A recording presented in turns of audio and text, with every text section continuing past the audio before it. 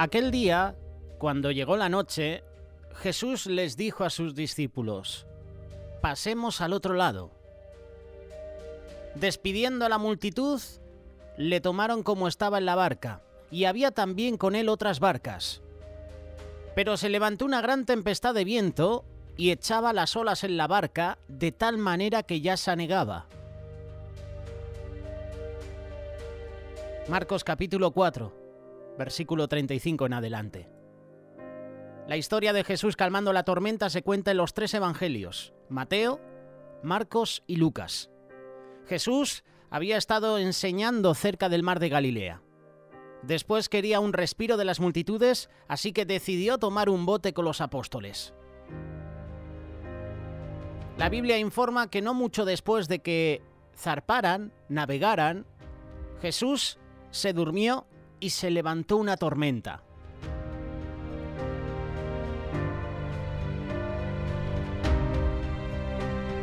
Aquí hay 2 puntos importantes que revelan la verdadera humanidad de Cristo. Necesitaba descanso y necesitaba un tiempo lejos de las multitudes. Estaba tan agotado que ni siquiera los golpes de la barca despertaron a Jesús. Estas verdades deberían ayudarnos a darnos cuenta de que Jesús era genuinamente humano con las mismas necesidades básicas que todos tenemos. La humanidad de Cristo es parte de lo que le califica para ser nuestro intercesor misericordioso. De hecho, también en el Evangelio de Juan menciona que Jesús estaba cansado y se sentó junto a un pozo, y ahí sucede ese encuentro con la mujer samaritana. Si bien es cierto que Jesús calma la tempestad, es importante notar cómo pescadores experimentados temían por su vida. Aunque el texto no dice qué apóstoles estaban con Cristo en la barca, es probable que los pescadores experimentados, al menos 4 de los 12, estuvieran a bordo. Recordar que Mateo era recaudador de impuestos. Marinero sabía poquito, lo justo. Tomás más de lo mismo. Judas Iscariote ni te cuento. Así que podemos hacernos una idea que estaba Pedro, estaba su hermano y seguramente alguno más. Estamos hablando de discípulos, de pescadores experimentados. Estos hombres estaban bastante familiarizados con los caminos del mar. Ciertamente, esta no fue su primera borrasca en el mar de Galilea. Esto es importante saberlo, y es que el mar de Galilea era conocido por sus tormentas repentinas.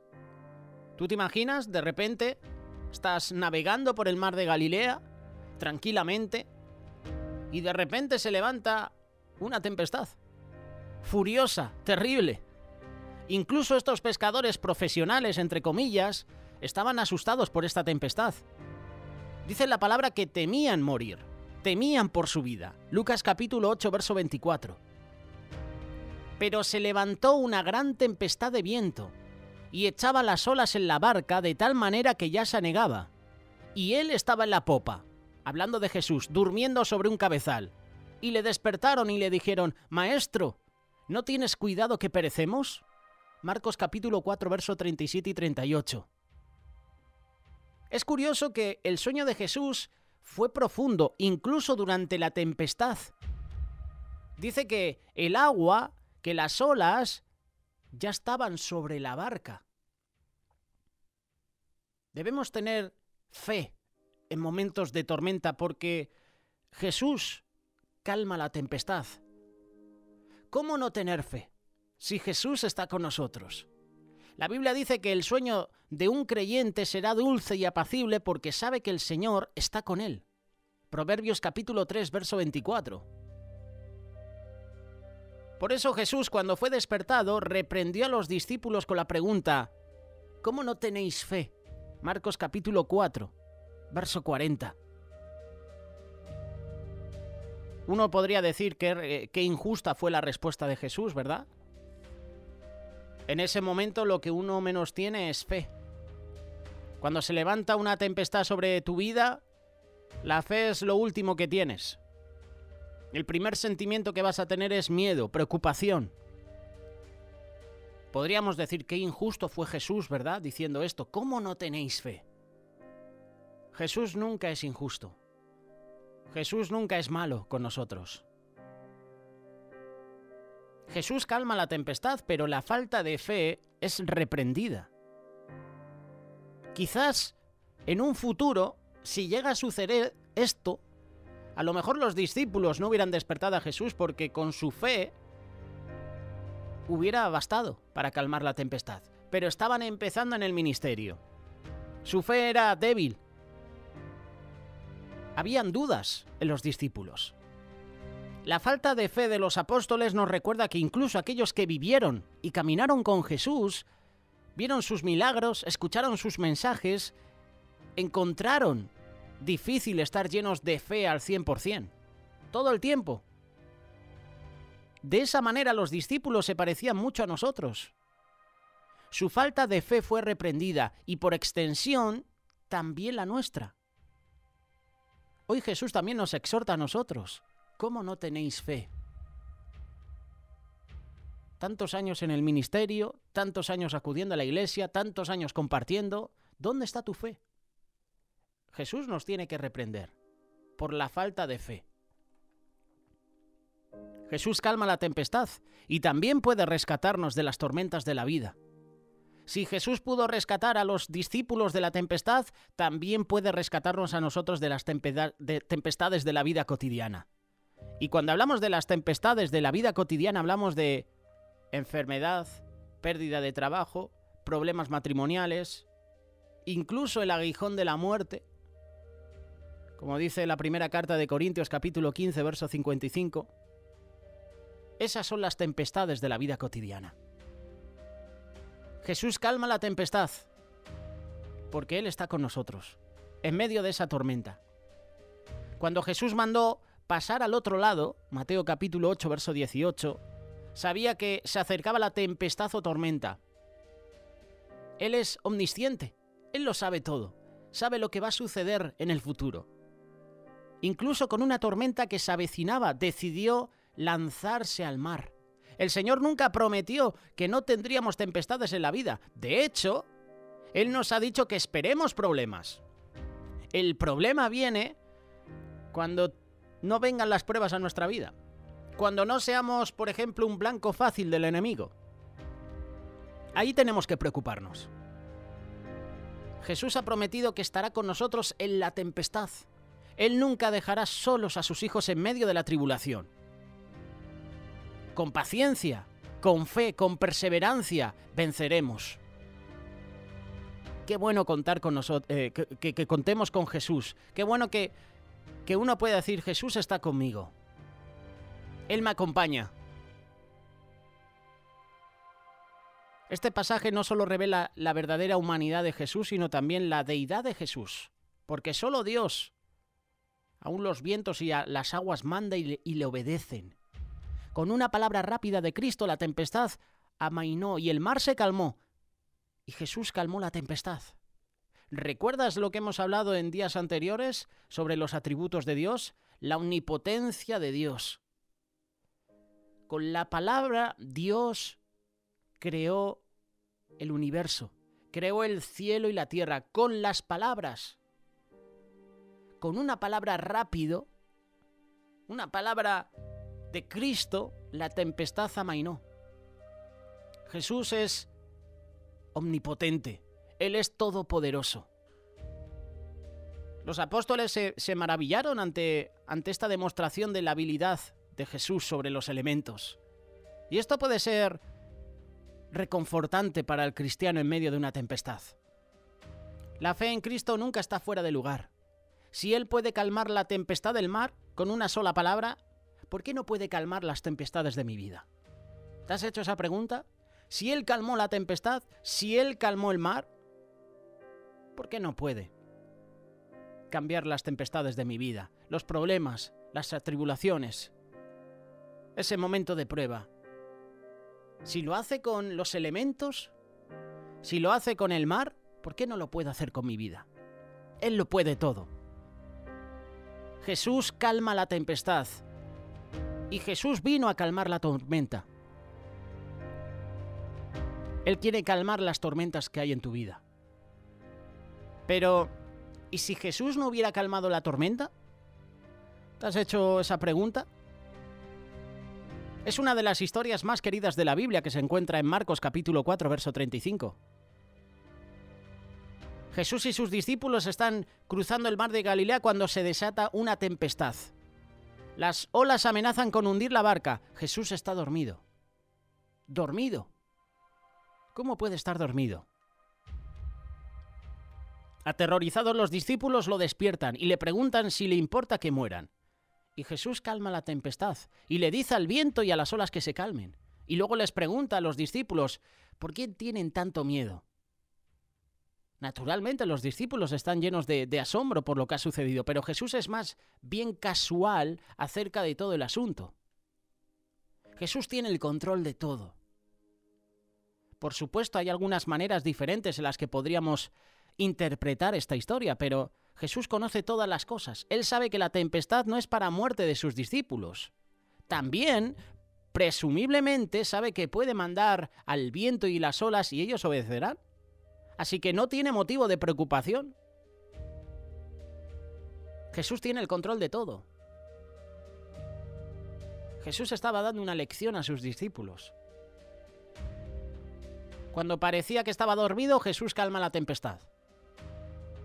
El punto es que quien estaba con ellos en el bote era Jesús. Era el Hijo de Dios.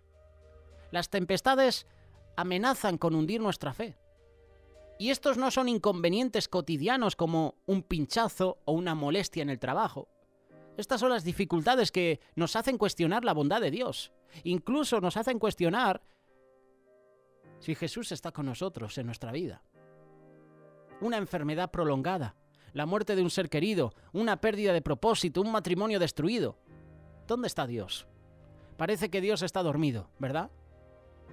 Si realmente le importara, si realmente entendiera, entonces seguramente evitaría que esto sucediera. Oramos por sanidad, por alivio, por oportunidad, por reconciliación, por cualquier cosa que haga pasar la tempestad. A lo mejor eres de esas personas que piensa que Jesús está dormido. ¿Dónde está Jesús cuando lo necesito? ¿Dónde está Él? De esto también hemos hablado hace un poquito. En tiempo atrás hemos hablado sobre dónde está Dios en los problemas difíciles, cuando llegan las situaciones complicadas. ¿Por qué echamos la culpa a Dios de todos los males? ¿Recuerdas la reflexión, verdad? Lo que veo en esta historia es que la tormenta no es el punto. La tormenta es real. En ese momento los discípulos estaban aterrados. Los discípulos creen que van a morir. Pero el punto no es sobrevivir a la tormenta. El punto es quién está en el bote con ellos, quién está en la barca con ellos.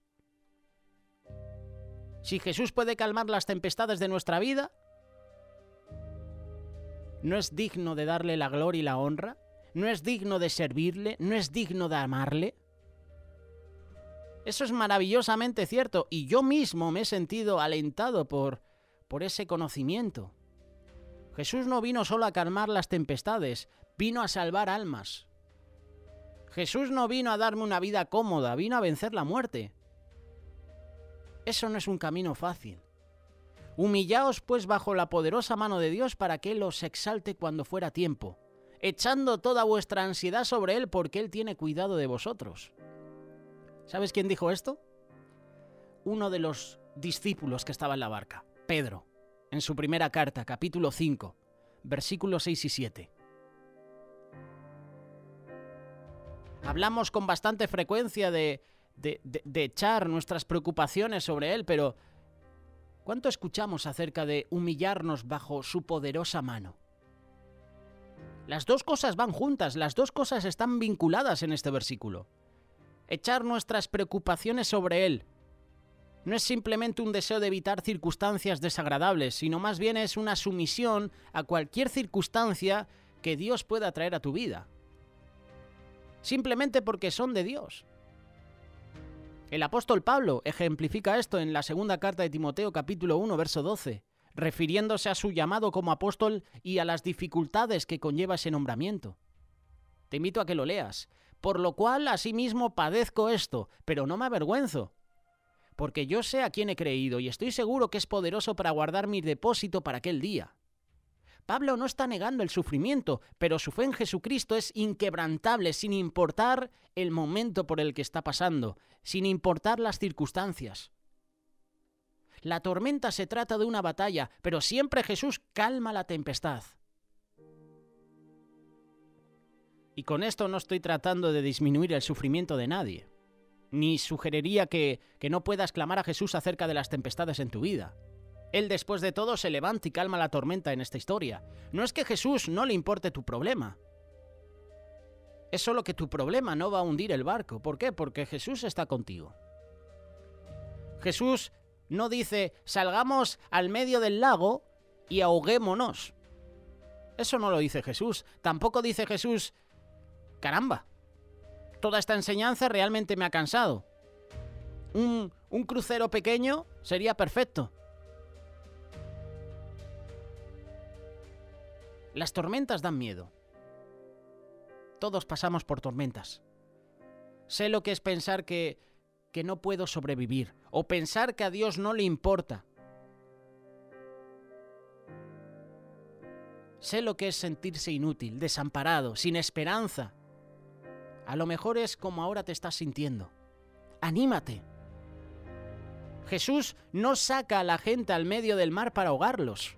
Él lleva o Él permite a las personas a través del mar para que puedan participar en su obra de redención mundial.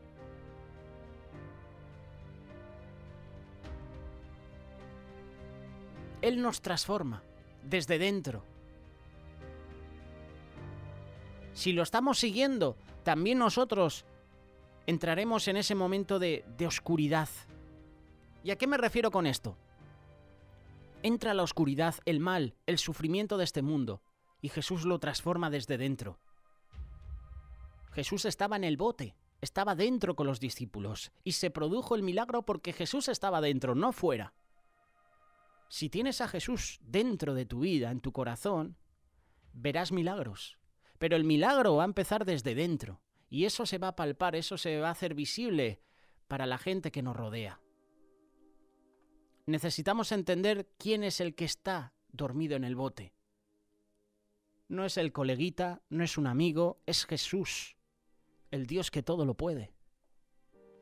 Y claro, ahora nosotros lo vemos así porque conocemos el final de la historia, pero habría que estar en ese momento, en el barco, en el bote, en la barca, con esas tormentas, con esas olas que se metían dentro de la barca. Habría que estar ahí.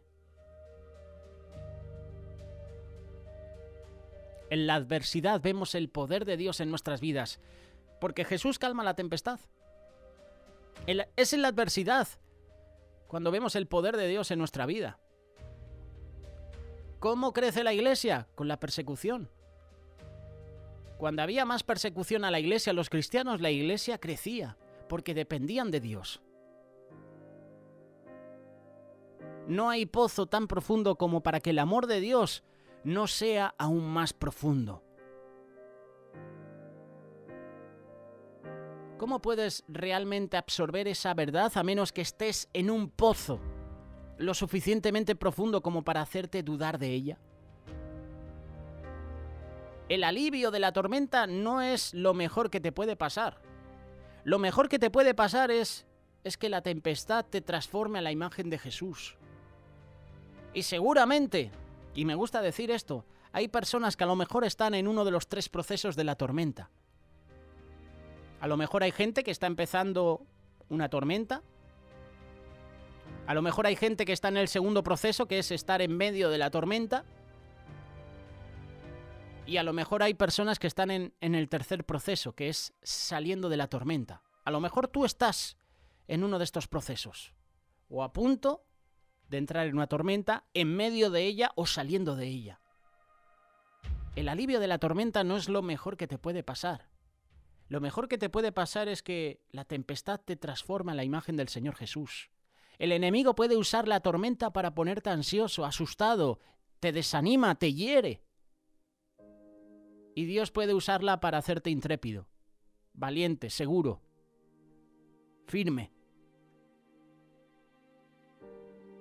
Jesús puede calmar la tormenta en tu vida, pero incluso si no lo hace, puedes confiar en que te sostendrá.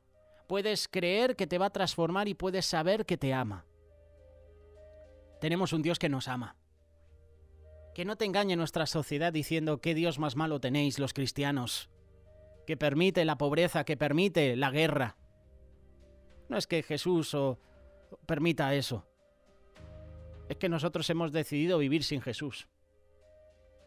Por eso cuando una persona te venga acusando, te venga diciendo estas cosas, tú dile, tú has elegido vivir sin Dios.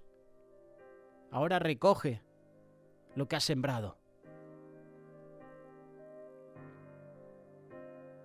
Por tanto, no desmayamos. Antes, aunque este nuevo hombre exterior se va desgastando, el interior no obstante se renueva de día en día. Porque esta leve tribulación momentánea produce en nosotros una cada vez más excelente y eterno peso de gloria. Segunda carta de Corintios, capítulo 4, versos 16 y 17. ¿Te has encontrado con Dios a través de una tormenta, de una tempestad? Jesús quiere calmar las tempestades, las tormentas que hay en tu vida. Para terminar, en el capítulo 27 del libro de los Hechos, se nos narra el momento en el cual el apóstol Pablo es enviado a Roma. En su defensa, él había apelado a ser oído y juzgado por César por ser un ciudadano romano. Sabía que le estaban tratando injustamente. Se estaba cometiendo una injusticia con el apóstol Pablo. El viaje hacia Roma fue difícil debido a una gran tempestad llamada Euroclidón, que golpeaba la nave, y además la tempestad fue tan grande que la mayoría llegó a creer que iban a morir ahí. El viaje comenzó con una brisa del sur que luego se convirtió en una terrible tempestad que casi les cuesta la vida. 14 días estuvieron a la deriva. Esta historia, que es contada con detalle por Lucas, el médico amado, también la podemos aplicar perfectamente a la vida de muchos de nosotros que quizás estamos viviendo una tempestad tremenda en nuestra vida. Quizás una tempestad en nuestra economía, o una tempestad en nuestra salud o en nuestro matrimonio. Analicemos las causas por las cuales esa tempestad ha venido a nuestra vida. La primera causa, llegar a pensar que la experiencia, la inteligencia y la capacidad de las personas supera la palabra de Dios. Pablo le dijo al centurión que la navegación sería de mucha pérdida, de vidas, de la nave. Pero el centurión desechó las palabras que el Señor le estaba dando por medio de Pablo y decidió obedecer a la voz de la experiencia. ¿Tú qué me vas a enseñar a mí? Llevo años curtido en esto, soy un experto en la marina. ¿Tú qué me vas a decir a mí? ¿Te has sentido así alguna vez? ¿Que has intentado dar consejo a una persona? Oye, ¿y si haces esto de esta manera? ¿Si haces esto de aquella otra manera? Y esa persona te ha rechazado porque te ha dicho, ¿qué me vas a enseñar tú a mí? Si yo soy un experto pintando en la albañilería, si soy un experto con los instrumentos musicales, si soy un experto con la madera. Aquí el centurión decidió obedecer a la voz de la experiencia, decidió dejarse llevar por la capacidad humana y dejó de lado el consejo de Pablo. ¿Cuántas personas hoy en día toman sus decisiones solamente basadas en lo que dicen los expertos, en lo que dicen los conocedores, y desechamos la voluntad de Dios? La palabra de Dios nos llama a escuchar los consejos, pero tener claro que más que cualquier consejo es la palabra de Dios. Ese es el consejo que nos vale. Proverbios capítulo 19, versículo 21.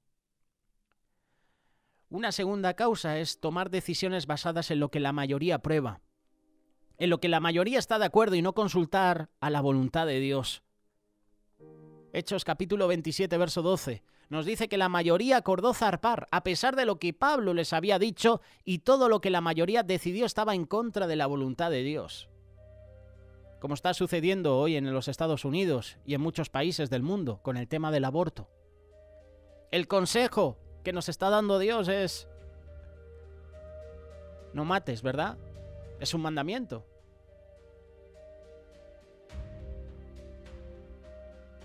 Y vemos hoy en día cómo el aborto se está legalizando en muchos países.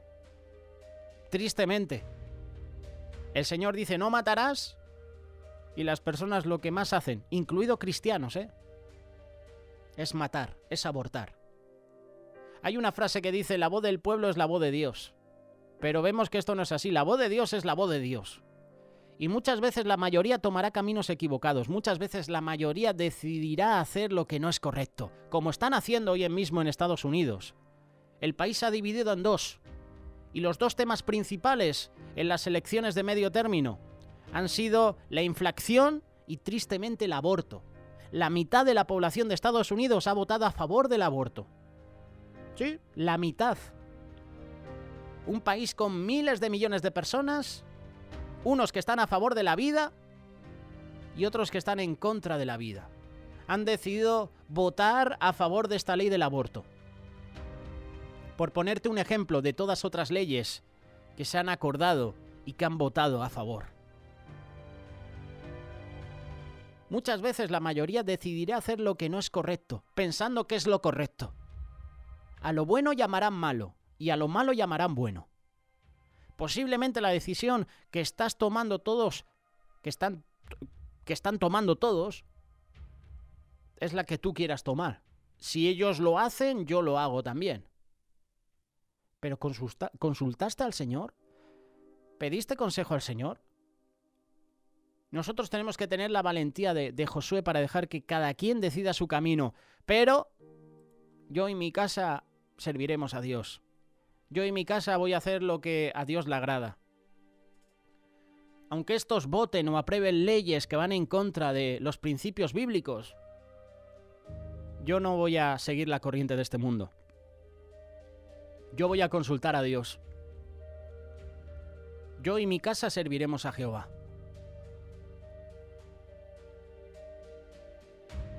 Otra causa importante.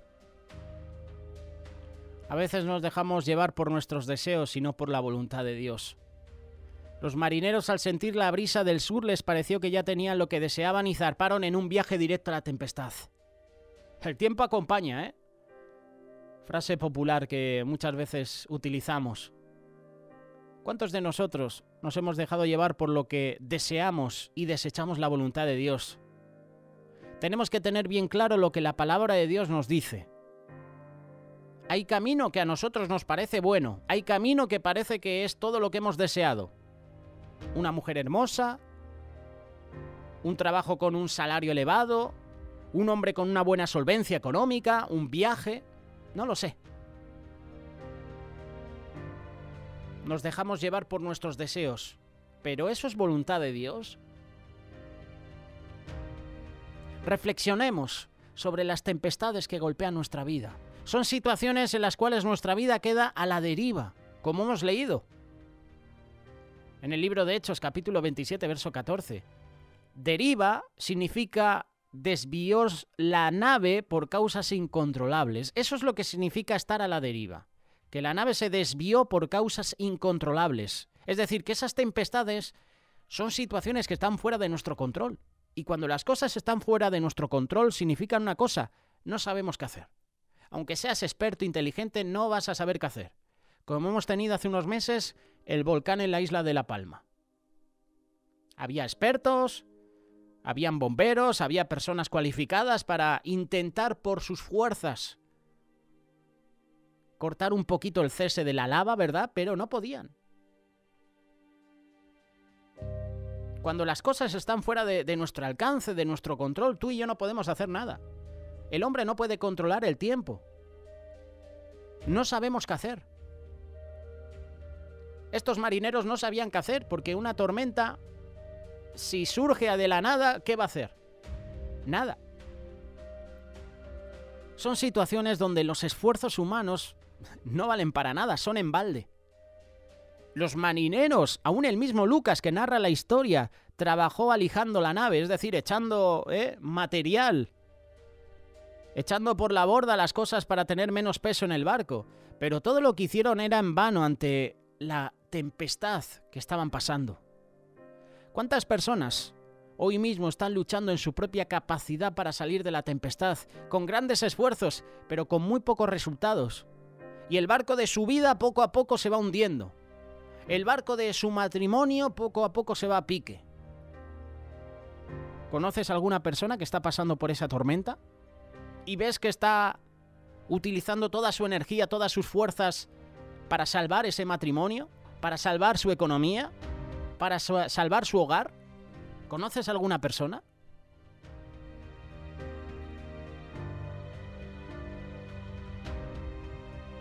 Son situaciones donde se llega a perder toda la esperanza. Lucas, que es quien va narrando la historia de esta tempestad, se incluye él mismo entre todos los que habían perdido toda la esperanza.